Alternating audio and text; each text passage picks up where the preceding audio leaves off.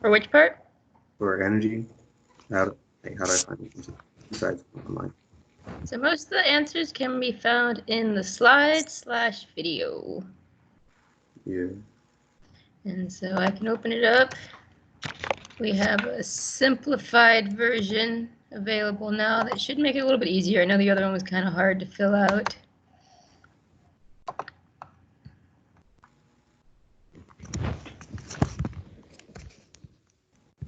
And so here's our practice. This is the simplified version.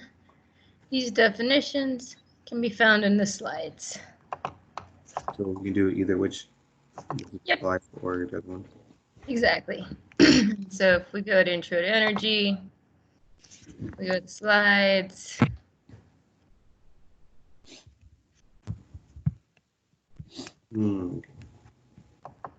Here's system and surrounding. There's definitions. Okay, thank you. Yep.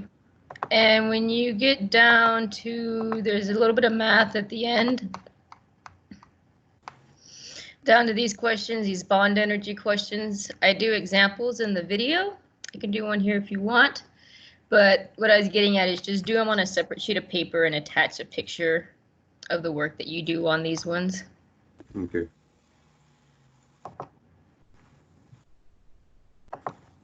Thank you. Yep, no problem. Do we have any other questions about the energy stuff? No, I don't think so. Anybody else want me to go over the graphs a little bit?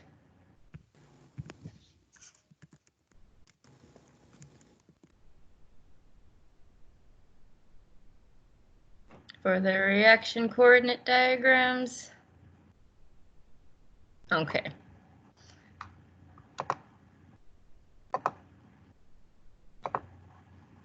So if we look at this one, we have energy on the y-axis, and the reaction pathway you can think of as like time, like energy, how energy is changing over time. So we start with reactants. That's always what we start with. And as we progress, we see that energy increases. And so what's happening is that our reactants are absorbing energy, so bonds can break and we can make products. So this little hill right here means that reactants are absorbing energy and bonds are being broken. The products are different for the two graphs. We have endothermic products that are absorbing energy and exothermic products that are releasing it. So if we're absorbing energy, the endothermic products would have more energy over time. If these reactants are releasing energy over time, this energy is going away, it's going down, then the exothermic products have lower energy. This activation energy right here, excuse me, it's allergies, not corona, I promise. This activation energy right here means the energy needed to activate the reactants. So if we just stick stuff together, a lot of times the reaction doesn't happen. But if we input some energy, like if you bake a cake at 350 degrees, that cake batter is going to absorb all of this energy until you get to 350 degrees, and then it starts creating cake, and you get that sponge-like process. Versus if you want to light a firework or something, you give it a little bit of energy, you light the fuse, and then you get a bigger release of energy in the products. Does that kind of help? Yes. You want me to go over any of that one more time? I don't think so. Okay. There's one other thing I want to tell you about the graph. If we want to know our enthalpy, we want to know the change in energy, so whether energy was absorbed or released. Anytime we want to know change, we subtract the product, the final energy, minus the initial or the reactant. So if they want to know what's the enthalpy, what's the change in heat, they want you to take the product energy minus the reactant energy. So if you get a positive number when you do this, then you have an endothermic reaction. Energy goes into the system, so the change in heat is positive. If you subtract the two and you get a negative number, that means energy from the system was lost. If you lose money from your bank account, it goes negative. So negative enthalpy, energy is lost. That means exothermic, energy is being released. And I think that was the two main ideas on this one. And so we have a couple definitions, and then the rest is all multiple choice, and you can just highlight your answer choice and then submit it in.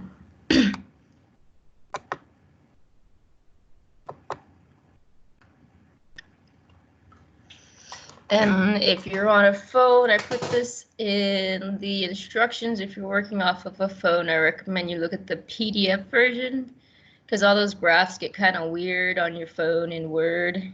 And so I'd say look at the PDF, do it on another sheet of paper, and then just send me a picture of it.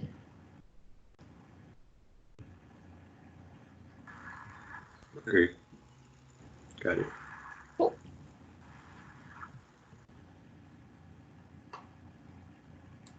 Any other questions? I'm gonna make a channel about the lab, but I can talk about it here a little bit. I deleted it because I want to make it a little bit simpler to do on a computer, because that was the paper version that I planned out when we came back from spring break. But you're gonna need there's gonna be two parts. There's gonna be an exothermic lab and an endothermic lab. For the exothermic, you're gonna need vinegar. Oh, go back. You're gonna need vinegar, you're gonna need steel wool, and you might want a thermometer. It's not required, but if you want to have quantitative number data, then you'll get a thermometer. And so what happens is when you dump the vinegar on the steel wool,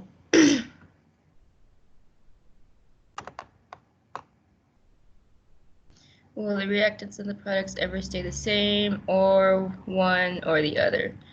Well, if the reactants and the products are the same, then you didn't have a reaction. So either you're going to have reactants that have high energy, they go to low energy, or reactants at low energy, they go to high energy.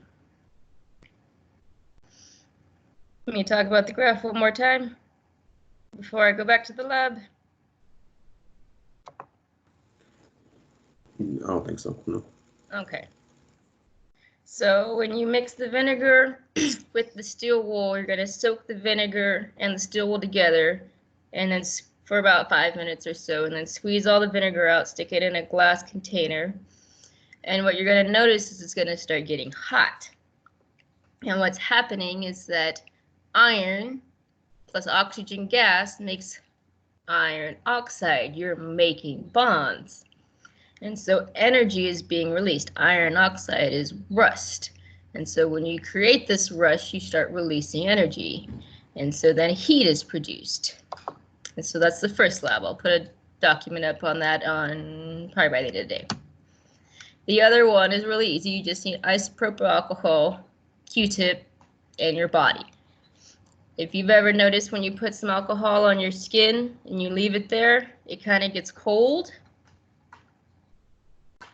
What's happening is that the heat from your skin is going into the alcohol, and then the alcohol is evaporating. This alcohol evaporates at a temperature lower than our body temperature.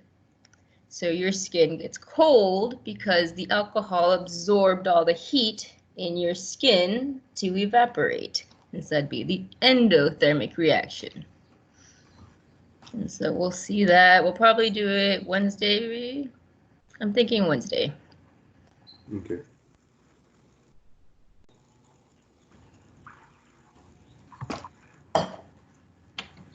You have any questions about the graph, Kayla?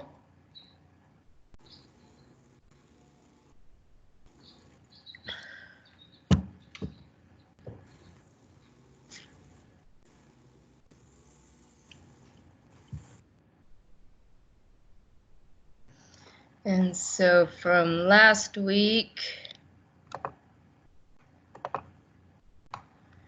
if you haven't turned it in, I'm pretty sure everybody that's on this chat has turned it in, but for anybody watching the video from last week, there's now a simplified version of the notes. It should be easier to fill out. There's these definitions, a couple of questions, watch the video, answer these questions.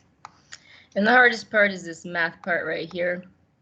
You can do it one of two ways. You can take a picture of your math on paper, or you can type it out saying, let's say you know that CH is 413, or 413.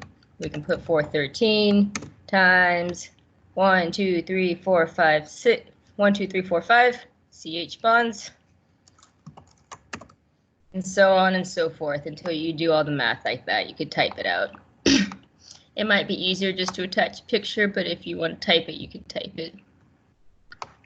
And so it's this document to fill out, and the other thing was the exit ticket. And the exit ticket is probably easier than the document.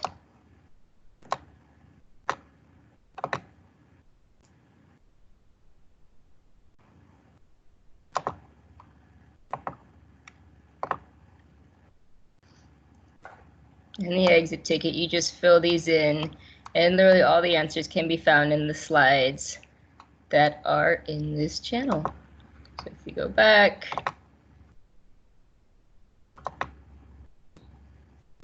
all the answers to the exit ticket come from the slides. Promise. It's a way to get you to keep looking at the notes.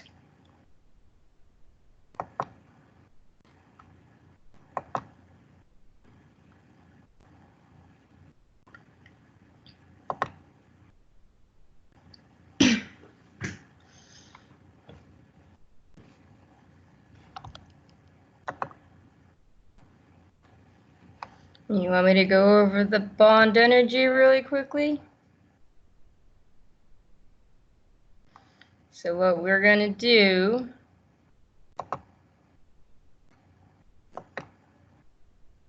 so again, all this information comes from the slides. That comes from a video. This comes from the slides. This example we did in the video.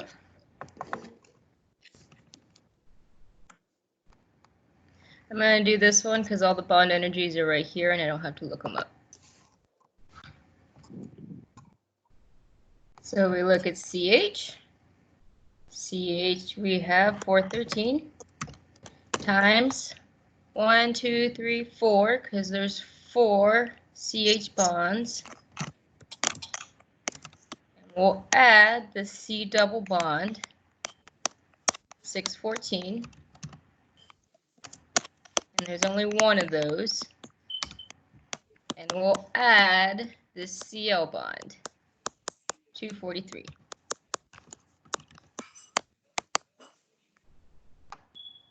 When we add all that up together, we get, give me a minute.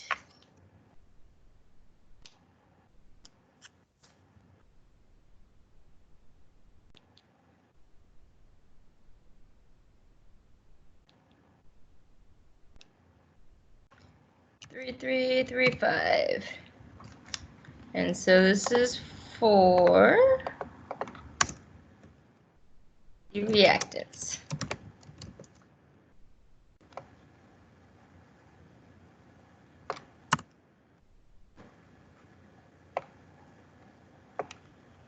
You're done.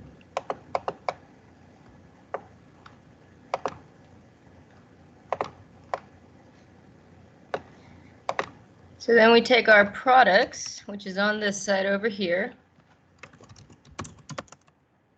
We have 1, 2, 3, 4 CH bonds. So we'll do 413 times 4. We have 1 CC bond. So we have 347. And we have 2 Cl bonds.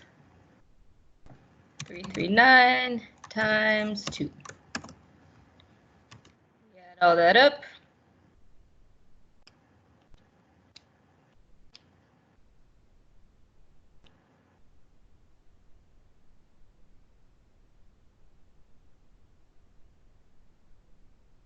we get 2677. And so at the end of the day, we're going to do the reactants minus the products. We're going to do 335 minus 2677, which gives us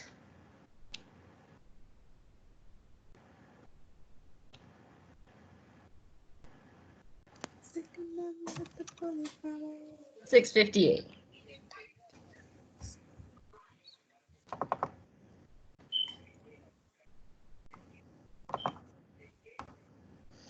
Does that help a little bit on the bond energy? Okay.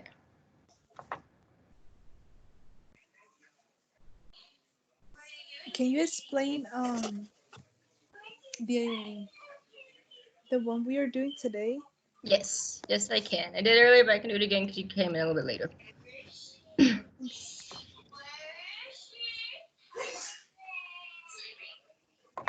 So if we look at, let's say this graph right here. We have our reactants right here, products on this side. Energy is on the y-axis. The x we can think of as time. So our reactants are absorbing a lot of energy because all this energy is increasing in the system. And what this activation energy is like the energy needed to activate.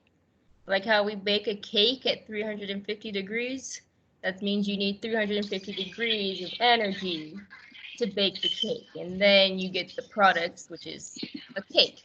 If you have this high energy product versus the low energy product, if your product has high energy, that means it absorbed a lot of energy. And so that means it's an endothermic graph. If we want to know how much energy it absorbed, we take the product energy minus the reactant energy. Let's say this is roughly 300 minus 100. Our enthalpy, the energy we absorbed, would be 200. They're not giving us a unit, so we say kilojoules per mole. If we look at, let's say, this graph, these products have lower energy than these reactants. If we take a little number minus a bigger number, we get a negative. Negative enthalpy, negative H, means exothermic. Energy was released. This amount of energy was released. And so if you think about if you want to light a firework, you light a match, you light the fuse, so a little bit of energy is absorbed, and then a lot of energy is released from the boom of the firework. And then you're left with the low energy products of the dead firework. Does that kind of make sense? Yes. Okay.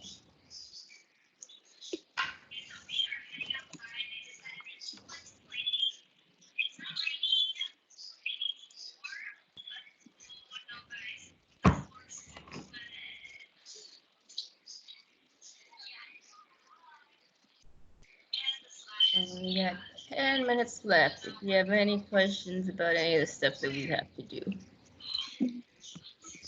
And then again, for the exit ticket, all those answers are in the slides. Just take notes off the slide, then go do the exit ticket. It's super easy. I made the document a little bit harder, just so that we have an easy assignment and then a harder assignment. And then I mentioned earlier, I'm going to plan an at-home lab. There's an exothermic reaction that occurs when you mix steel wool with vinegar. You can get a thermometer if you want, but it's not necessary. You should still see and feel the heat reaction. And then, so do we do the lab on our own? I think I missed that. So I think what we'll do with our live time on Wednesday is that we'll do the lab. I'll record a video ahead of time. I'll record the one that we do together. And then I'll let y'all try to do lab report. And Friday we can spend working on the lab report for those two labs.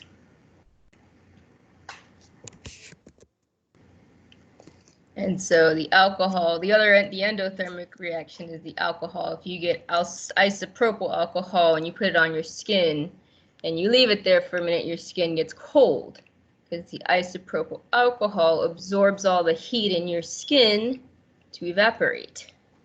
And so that's our endothermic process.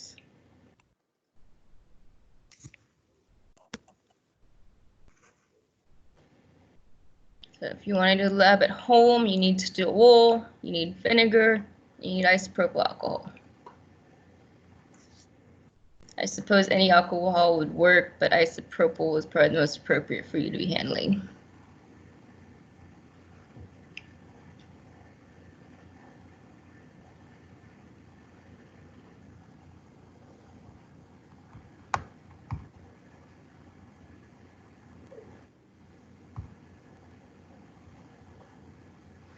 I'll wait a couple more minutes, see if anybody else has any more questions or shows up. My break was good. My weekend was good. What did I do? I hung out with the cat. I didn't do any schoolwork. I didn't grade your stuff. I did that this morning. How was your week?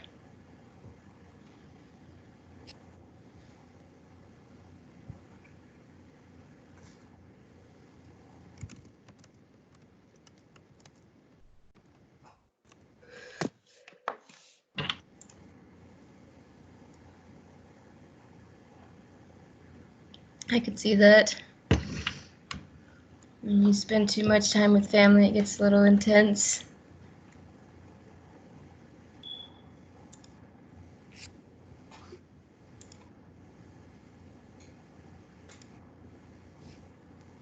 All right, we'll wait one more minute. And if nothing, then we'll end 5 minutes early.